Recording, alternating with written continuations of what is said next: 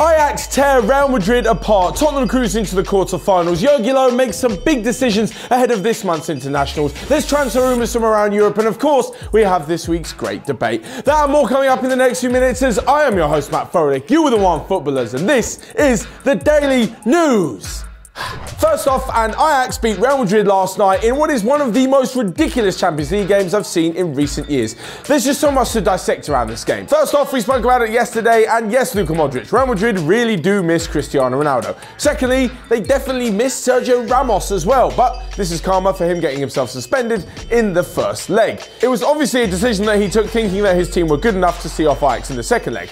How wrong he was. This not only shows that he made a stupid decision, but also that he doesn't really know his teammates very well. Modric looks a yard off the pace, Kroos doesn't look at his best, Bale looks like he's so uninterested he doesn't want to be there. The only person I feel sorry for is Vinicius Jr., who left the field in tears after being injured. But enough about that and all that negativity, let's talk about Ajax, because they were unbelievable. It was a brave, courageous performance, and the best thing about it is that there was quality when quality was needed. When the chances came along, Ajax took them and they never looked back, even when a goal was swept in for Real Madrid to make the score 3-1 at the time. I mean, there were so many questions flying around on social media. Is this the best Ajax team ever? Can they go on and be the best ever? And for me, they definitely can't. And that's because, unfortunately, such is the footballing landscape, where as soon as the transfer window opens in the summer, they could literally lose their whole team. Years ago, when Johan Cruyff was making Ajax one of the best teams in Europe with multiple European Cups, he stayed at the club because they were biggest in Europe and it wasn't really worth moving anywhere else. Nowadays, no offence to Ajax of course, but as soon as a big European club comes calling with all of their big money and the chance to play in their big competition year in, year out, well, it's just something that the likes of Frenkie de Jong, as you've already seen, just can't ignore. So for Ajax, well, enjoy the rest of the season. For Ajax fans, this could be the road to something unbelievably memorable, but I don't see it lasting for too long. If you look at the starting 11 from last night, 6 or 7 of them could realistically move on this summer. But to the other game in the Champions League last night, and to be honest, after losing 3-0 in the first leg, it was always going to be difficult for Dortmund to turn the tie around against Spurs. Even more so when they put all of their energy and effort in the first half to finding the opening goal and just couldn't break Tottenham down. There were last-ditch tackles and some brilliant goalkeeping from Hugo Lloris, but Dortmund, for all their effort, just couldn't find the first goal. Things were made worse when just after the second half started, Harry Kane raced through and managed to find the back of the net with a brilliant finish. This meant that all of Dortmund's hard work eventually paled into insignificance and they'd have to find 5, which they didn't eventually do. I was watching the game and to be honest, it was a really good first half from Dortmund. They just needed that bit of luck to get the goal, to give them the impetus to go on and maybe potentially win the game on the night, even if they didn't go through.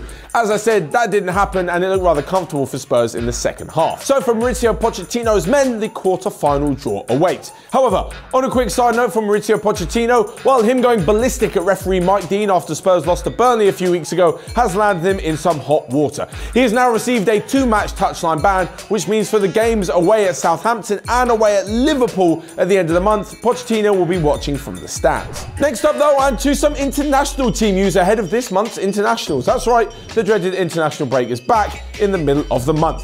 But for Jogi Lowe and a few of the Bayern Munich players, there was a big decision to make. He travelled yesterday to Munich to tell Jerome Boateng, Thomas Müller and Mats Hummels that they would no longer be part of the German squad moving forward under his reign.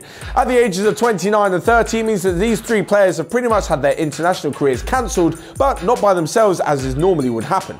Normally a player would see that they've been too old, step aside and say, hey, I retire, thanks for all the memories. Not this time. Jogi Lowe went in there, asked to speak to the 3, told them they're no longer in contention, and then left. To be fair to him though, I can kind of see what he's doing. He wanted to usher in a new generation of German footballers, a younger generation who could basically forget about the dreadful performance they put in last summer's World Cup. For me though, it's really harsh on those 3 because the likes of Sami Khedira and even Toni Kroos are still in the squad. Sami Khedira was by far one of the worst players that Germany had along with Mats Hummels, and I still think the likes of Thomas Müller and Jerome Boateng could contribute even if it's not as well as they once were able to. On a quick side note for England though, and Declan Rice, who recently switched his allegiance from Ireland to England, could be called up ahead of their matches this month as well. But next up to a roundup of the day's transfer news and rumours and just genuinely bits that you may have missed. First First off, and Manchester United have said that if Romelu Lukaku leaves Old Trafford in the summer, they're willing to spend £120 million to bring in Paulo Dybala. Elsewhere, and Sergi Sampo, who recently left Barcelona for Japanese side Vissel Kobe at the age of 24, said that Andres Iniesta had a massive part to play in that deal. Of course, you'd always listen to the legendary Andres Iniesta. Elsewhere, AC Milan are interested in sitting Gigi Donnarumma down to extend his contract to at least the year 2024. And lastly, Mark Overmars has said that if he were to leave Ajax as sporting director and find a new club, the very first thing he'd do would be to sit down and bring in current Ajax captain Matthias de Ligt. And lastly but not least, it is Wednesday, which means it's the Great Debate. This is where all the people in the Onefootball newsroom put their heads together and come up with some sort of question to ask you guys and everyone in the app. The app is where you'll find the answer to today's question from not only myself, but from all of the other newsroom individuals. The question is, who will win the Golden Boot in the Premier League this season? In first at the moment is Sergio Aguero, followed by Mo Salah, Aubameyang and Harry Kane. But who do you think will come out on top once the season finishes?